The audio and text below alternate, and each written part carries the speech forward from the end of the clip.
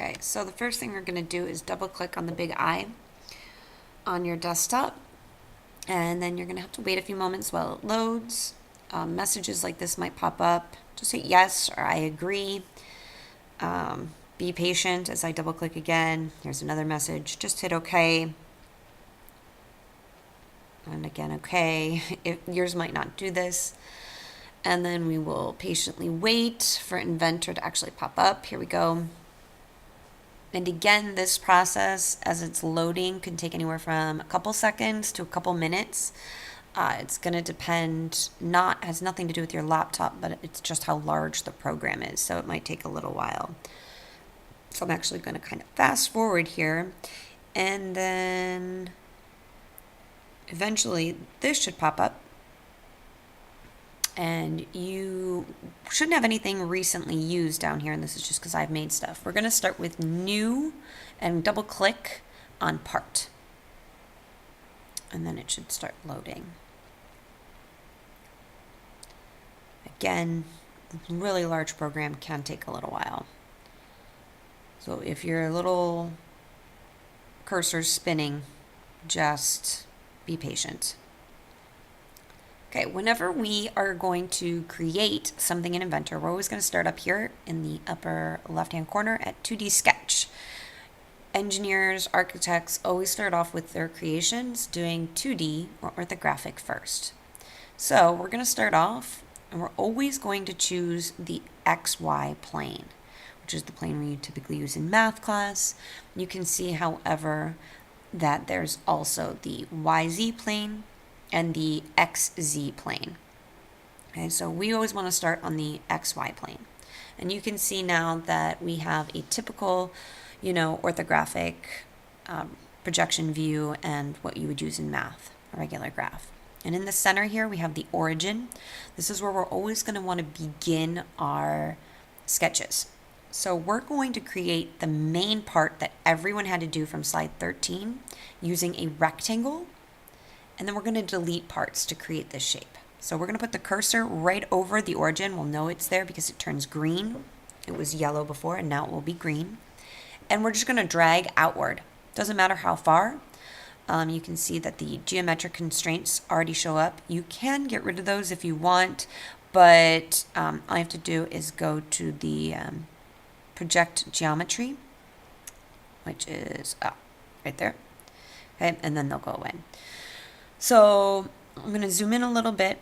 It doesn't matter the size because we're going to dimension our rectangle to give it exact amount. So we click on dimension, click on the line we want, and then we can give it an amount. And looking at your shape, you can count that we went 9 across. So when we click on the numbers there, we can type in 9 to represent our 9 inches.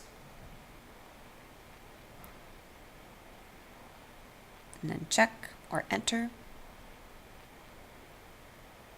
Now, it looks like it went away, but it's just because it got way larger, so I have to zoom out, rolling, using the center button of our mouse. Now, we also need to change the height. If you count on your shapes, okay, we have it right now at about 4, just over 4, so we're going to change this to 5 because there's 5 triangles, so we're going to make that 5 inches. So now you can see at the bottom it says that it is fully constrained. So once we have that, we didn't have to use any constraints, but because we're dealing with rectangles, the program is smart enough to know that since we started with a rectangle, if we made one side 5, the opposite parallel side will also be 5 inches. So we can finish our sketch. And now again, we're going to have to change the size and then drag it back to the center so that we have a nice view of it.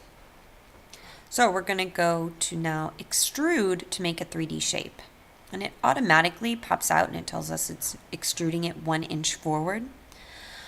However, if you count on your picture, we actually want it to be 5 inches because again, there's 5 triangles. So we're going to delete this. You have to click in the box to actually get it to delete. It can be in this upper box or the quick one. And type in 5 and hit enter. And now we have our rectangular cube. So now we're going to delete parts to make this shape. So we're going to go back to Start 2D Sketch. And we're going to pick the front plane of our rectangle. And you can see it even says front up here. And we're going to create another rectangle somewhere toward the bottom in the middle. Okay, again, the actual size doesn't matter because once we dimension it, we will make it be exact. Okay, so we're going to go up to the top and dimension. We're going to click on this inner line, not the bottom, but this inner line, and you can see it wants to go outward, but then we're going to click the outer line and it changes and it knows we want a dimension in between the two. And we're going to change that to 2 inches because there's 2 triangles, and we're going to do the same on the other side. Nope, got to catch it just right. Move down, click on it, and we're going to change it to 2. Now you can see at the bottom it says 1 dimension is still needed. So that's from the top of our new triangle or rectangle to the top of the other. So we're going to click on both of them. Again, so you got to get a good grip. And then click. And you can see it changes it to be vertical. Click on it, and you can see there's 2 triangles, so we want 2 inches. And we can finish our sketch.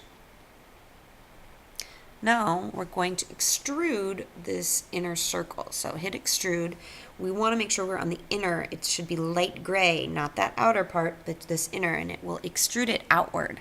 We actually don't want it to come outward though. We want to make a gap or a hole. So we want it to go the other direction. And you can see these choices right here where my cursor is. We can also do this from the quick view right here. So we want it to go direction 2, which would make it backward and put a hole in it. We want it to go all the way through, so we want it to make sure it's 5, and we can hit OK.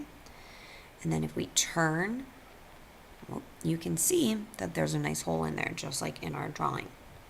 So now we need to still get rid of, we need to cut off a little bit more. So we're going to do this from the top. We're going to create a 2D sketch and click top. And you can again see in our view cube that it says top up there. So we're going to create a rectangle from the bottom corner across.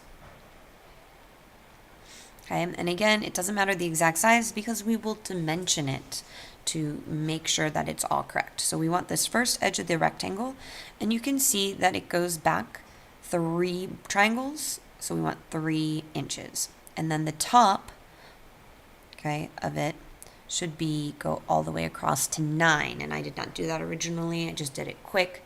So we're going to click on the top, pull it off of the sketch, and it's pretty close to 9 but not exact, so make it 9. And then it's fully dimensioned, so we can hit OK. So now we're going to extrude again. And this time, again, it lifts that rectangle straight up, but we don't want it that way. We want to cut it down. So we're going to change the direction. And we don't want it to go all the way because we have those kind of legs that come off the front of it here.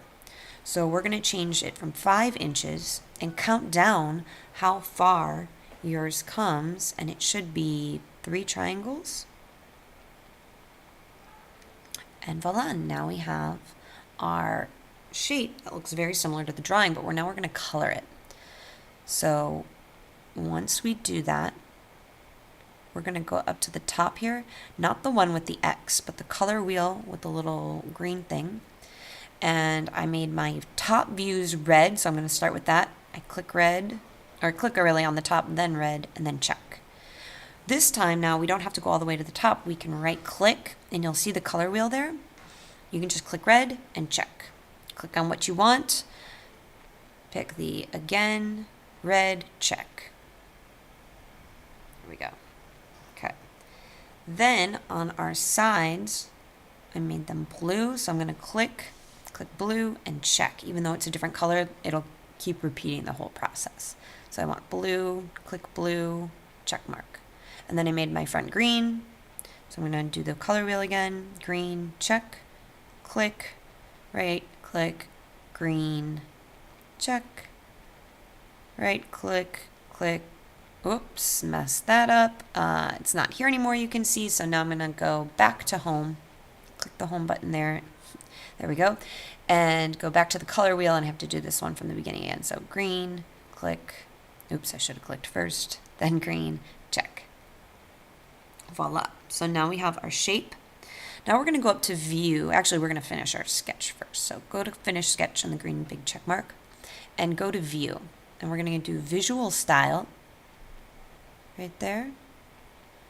And go down to shaded with edges. It's going to just give it a nice clean look so that no matter what view we look at it, we can see the edges of our shapes. So if we go up here, we're in home, but if say we want to look at the front, when it turns, you can see where it's coming further out from. And that should look pretty close to your orthographic view of what you drew.